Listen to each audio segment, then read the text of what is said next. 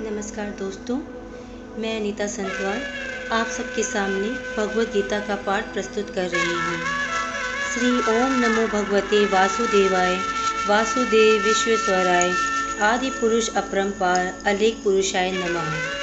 जगत बंधु ज्योति स्वरूप जिये की जाननहार हरि यश मांगन आयो दास प्रभु के द्वार।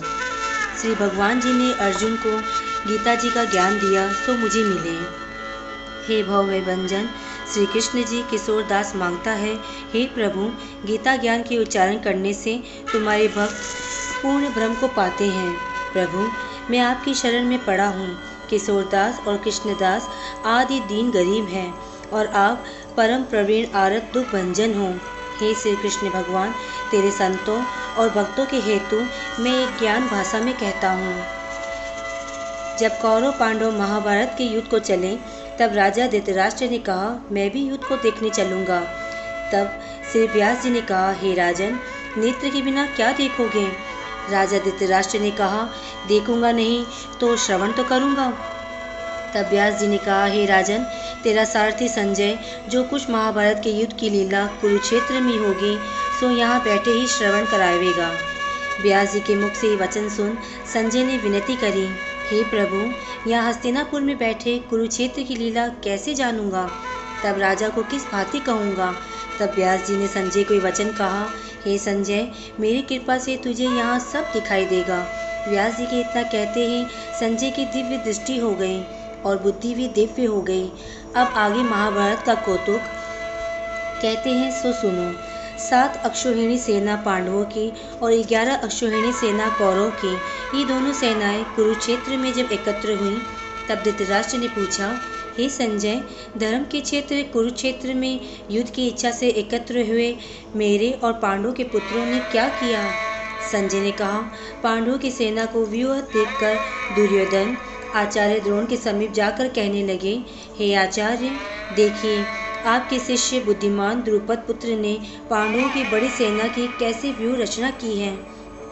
इस सेना में अर्जुन भीम जैसे बड़े बड़े धनुधारी वीर, विराट महारथी द्रुपद, दृष्टकेतु चेकितान, बलवान काशीराज, पुरीजित कुंती भोज, नरों में श्रेष्ठ सैव्य पराक्रमी युधामन्यु, बलवान उत्तमोजा अभिमन्यु और द्रौपदी के पुत्र सब के सब महारथी हैं। हे ब्राह्मण श्रेष्ठ आपके स्मरणार्थ अब मैं अपनी सेना के प्रधान सेनापतियों के नाम बताता हूँ। आप भीष्म, कर्ण, युद्ध विजय कृपाचार्य, अश्वत्थामा, विकर्ण सोमदत्त का पुत्र भूरिश्रवा और बहुत से सूरवीर मेरे लिए प्राण तक देने के लिए तैयार हैं। ये लोग शस्त्र चलाने में अति निपुण हैं। हमारी सेना को जिसके भीष्म रक्षक है अपरिमित बल है और उसकी सेना जिसके भीम रक्षक है थोड़ा बल है। अब आप सब अपने अपने मोर्चा पर सावधान रहकर सेनापति की रक्षा कीजिए। भीष्म पितामह ने दुर्योधन को प्रसन्न करते हुए ऊंचे स्वर से गरजते हुए शंख बजाया। फिर वहां चारों ओर शंख, नगाड़े, ढोल, गोमाखादी बाजे बजने लगे जिनका बड़ा भयंकर शब्द हुआ। जिसके अनंतर श्री कृष्ण और पांडव अर्जुन ने दिव्य शंखों को बजाया। श्री कृष्ण ने पांचजन्य, अर्जुन ने भी देवदत्त नामक शंख को और भीषण कर्म करने वाले भीम ने पौंड्रक नामक बड़े शंख को बजाया। कुंती पुत्र राजा युधिष्ठिर ने अनंत विजय, नकुल ने सुघोष और सहदेव ने मणिपुष्पक और धनुधर काशीराज शिखंडी, दृष्टद्युम्न विराट, अपराजित सात्यकी राजा द्रुपद और द्रौपदी के 5 पुत्र और महाबाहु अभिमन्यु इन सब वीरों ने अपने अपने शंखों को बजाया। उन शंखों के भारी शब्द से आकाश और पृथ्वी गूंज उठे। धृतराष्ट्र के पुत्रों के हृदय कांप उठे।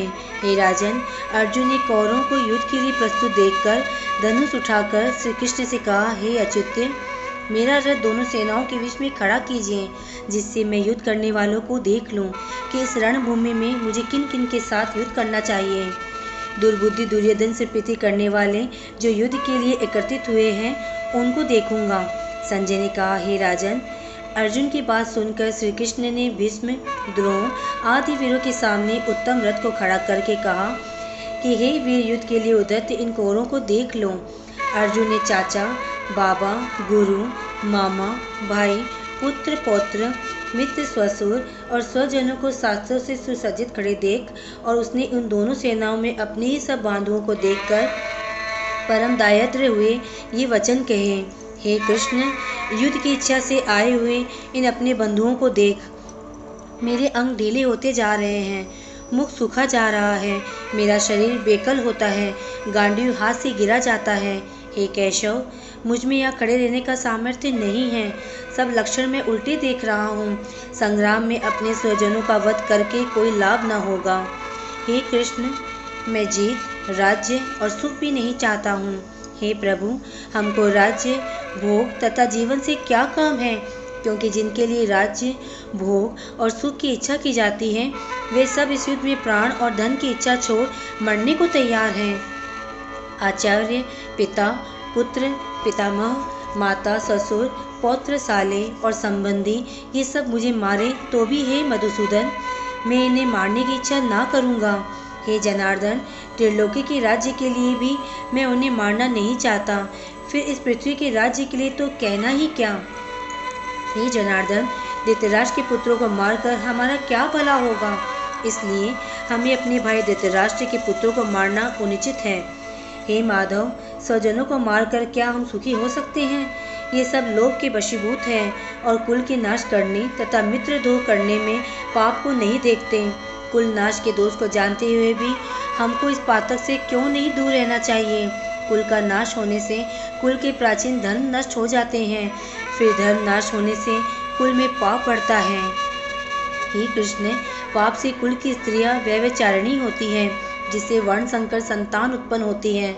वे वर्ण संकर जिन पुरुषों ने कुल को नष्ट किया है, उनको तथा उस कुल को नरक में पहुंचाते हैं, क्योंकि श्राद्ध, तर्पण आदि बंद हो जाते हैं। वर्ण संकर बनाने वाले दोषों से कुल ध्वंसकों के जाति, धर्म और कुल धर्म निरंतर नाश होते हैं। हे जनार्दन, मैंने बराबर सुना है, कुल धर्म नष्ट होने से निश्चय नरकवास करना होता है। हाय, हम बड़ा पातक करने को तैयार हैं, जो राज्य की सुख के लोभ से स्वजनों को मारने की कोशिश करते हैं। शास्त्र को धारण किए हुए धृतराष्ट्र के पुत्र यदि मुझे शस्त्र रहित और उपायहीन को रणभूमि में वध कर डाले तो मेरा बहुत कल्याण होगा। संजय ने कहा, हे राजन, ये कहकर दुखित होकर अर्जुन ने धनुष बाण फेंक दिया और रथ के पिछले भाग में जा बैठा। इति श्रीमद्भागवत गीता सुपनिषद ब्रह्म विद्या योग शास्त्र श्री कृष्ण अर्जुन संवादे विषाद योगी नामक प्रथमो अध्याय समाप्त हुआ। अब मैं पहले अध्याय का महात्म्य पढ़ रही हूँ। एक समय पार्वती ने पूछा, हे महादेव जी, किस ज्ञान के बल से आपको संसार के लोग शिव कहकर पुकारते हैं? मृगछाला ओढ़े, अंगों में शमशानों की विभूति लगाए, गले में सर्प और मुंडों की माला पहने रहे हो, इनमें तो कोई पवित्र नहीं है, फिर आप किस ज्ञान से पवित्र हो? ये आप कृपा करके श्री महादेव जी बोले, हे प्रिय सुनो, गीता ज्ञान को हृदय में धारण करने से मैं पवित्र हूँ। इस ज्ञान से मुझे बाहर के कर्म व्याप्ति नहीं है। तब पार्वती ने कहा, हे भगवान, जिस गीता ज्ञान की आप ऐसी स्तुति करते हैं, उसके श्रवण करने से कोई कृतार्थ भी हुआ है? तब महादेव जी ने कहा, इस ज्ञान को सुनकर बहुत जीव कृतार्थ हुए हैं और आगे भी होंगे। मैं तुझको एक पुरातन कथा कहता हूँ, तू भी श्रवण कर। एक समय पाताल लोक में शेषनाग की सैया पर श्री नारायण जी ने नैन मूंद कर अपने आनंद में मग्न थे। उस समय भगवान के चरण दबाती हुई श्री लक्ष्मी जी ने पूछा, हे प्रभु, निद्रा और आलस्य उन पुरुषों को व्याप्ता है जो जीव तामसी हैं। फिर आप तो तीनों गुणों से अतीत हो। आप जो नेत्र मूंद रहे हो, ये मुझको बड़ा आश्चर्य है। श्री नारायण जी बोले, हे लक्ष्मी, मुझको निद्रा आलस्य नहीं व्याप्ता। ये शब्द रूप जो भगवत गीता है, उसमें से जो ज्ञान है, उसके आनंद में मग्न रहता हूँ। जैसे 24 अवतार मेरे आकार रूप है, तैसे ही गीता शब्द रूप अवतार है। इस गीता में यह अंग है। 5 अध्याय मेरा मुख है, 5 अध्याय मेरी भुजा है, 11वां अध्याय मेरा हृदय और मन है, 16वां अध्याय मेरा उदर है, 17वां अध्याय मेरी जंघा है, 18वां अध्याय मेरा चरण है। सब गीता के जो श्लोक है सो मेरी नाड़ियाँ हैं, और जो गीता के अक्षर हैं सो मेरे रोम रोम हैं। ऐसा जो मेरा शब्द रूपी गीता ज्ञान है, जिसके अर्थ में मैं हृदय से विचारता हूँ और बहुत आनंद को प्राप्त होता हूँ। श्री नारायण जी ने कहा, हे लक्ष्मी, गीता ज्ञान को सुनकर बहुत जीव कृतार्थ हुए हैं, सो तू भी सुन। शूद्रवर्ण एक प्राणी था जो चांडालों के कर्म करता था, तेल और लवण का व्यापार करता था। उसने बकरी पाली। एक दिन मैं बकरी चराने को वन में गया, वृक्षों के पत्ते तोड़ने लगा। वहाँ सर्प ने उसे डस दिया, जिसके तत्काल उसके प्राण निकल गए। मरकर उसने बहुत नरक भोगे। फिर वेल का जन्म पाया। उस वेल को भिक्षुक ने मोल ले लिया। वे भिक्षुक उस पर चढ़कर सारा दिन मांगता फिरे। फिर जो कुछ भिक्षा मांग कर लावे वह कुटुंब के साथ मिलकर खावे। वह वेल सारी रात द्वार पर बंधा रहे, उसके खाने पीने की खबर तक न लेवे। कुछ थोड़ा सा भूसा उसके आगे डाल देवे। जब दिन चढ़े फिर बैल पर चढ़कर मांगता फिरे। कई दिन गुजरे तो वह बैल भूखा होकर मरकर गिर पड़ा। फिर उसके प्राण नहीं छूटे। नगर के लोग देखकर कहे, कोई तीर्थ का फल दे, कोई व्रत का फल दे, पर उस बैल के प्राण ना छूटे। एक दिन गणिका आई। उसने मनुष्य से पूछा, ये भीड़ कैसी है? तो उन्होंने कहा, इसके प्राण जाते नहीं, अनेक पुण्यों का फल दे रहे हैं तो भी इसको मुक्ति नहीं होती। तब गणिका ने कहा, मैंने जो किया उसका फल इस बैल के निमित्त किया। इतना कहते ही बैल की मुक्ति हो गई। तब बैल ने एक ब्राह्मण के घर में जन्म लिया। पिता ने इसका नाम सुशर्मा रखा। जब वह बड़ा हुआ तो पिता ने उसको पढ़ाया। तब उसके पिछले जन्म की सूत रही थे। उसने एक दिन मन में विचार किया, जिस गणिका ने मुझे बैल की योनि से छुड़ाया है उसका दर्शन करूं। विप्र चलता चलता गणिका के घर गया और कहा, तू मुझे पहचानती है? गणिका ने कहा, मैं नहीं पहचानती, तू कौन है? मेरी तेरी क्या पहचान है? तू विप्र है और मैं वैश्या। तब विप्र ने कहा, मैं वही बैल हूँ जिसको तुमने अपना पुण्य दिया था। तब मैं बैल की योनि से छूटा था। अब मैंने विप्र घर में जन्म लिया है। तू अपना वह पुण्य बता। गणिका ने कहा, मैंने अपने जाने कोई पुण्य नहीं किया, पर मेरे घर एक तोता है, वह कुछ पढ़ता है, मैं उसके वाक्य सुनती हूँ। उस पुण्य का फल मैंने तेरे निमित्त दिया।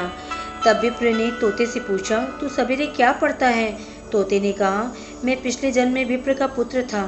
पिता ने मुझे गीता के पहले अध्याय का पाठ सिखाया था। एक दिन मैंने गुरुजी से कहा, मुझको तुमने क्या पढ़ाया है? तब गुरुजी ने मुझे शाप दिया कि तू सुआ हो जा। तब मैं सुआ हुआ। एक दिन फंदक मुझे पकड़ के ले गया। एक विप्र ने मुझे मोल ले लिया। वह विप्र भी अपने पुत्र को गीता का पाठ सिखाता था। तब मैंने भी वह गीता पाठ सीख लिया। एक दिन विप्र के घर चोर घुस पड़े।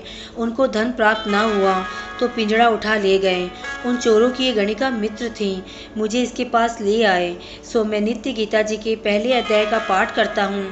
वही ये गणिका सुनाती हैं, पर इस गणिका की समझ में नहीं आता। जो मैं पढ़ता हूँ वही पुण्य तेरे निमित्त दिया था। सो हे लक्ष्मी, गणिका ने भले काम ग्रहण किए। नित्य प्रति स्नान करें और गीता के पहले अध्याय का पाठ करें, इससे उसकी मुक्ति हो गई। श्री नारायण जी ने कहा, हे लक्ष्मी, जो कोई अजान कर भी गीता का पाठ करें या श्रवण करें उसको भी मुक्ति मिलेगी। ओम नमो भगवते वासुदेवाय।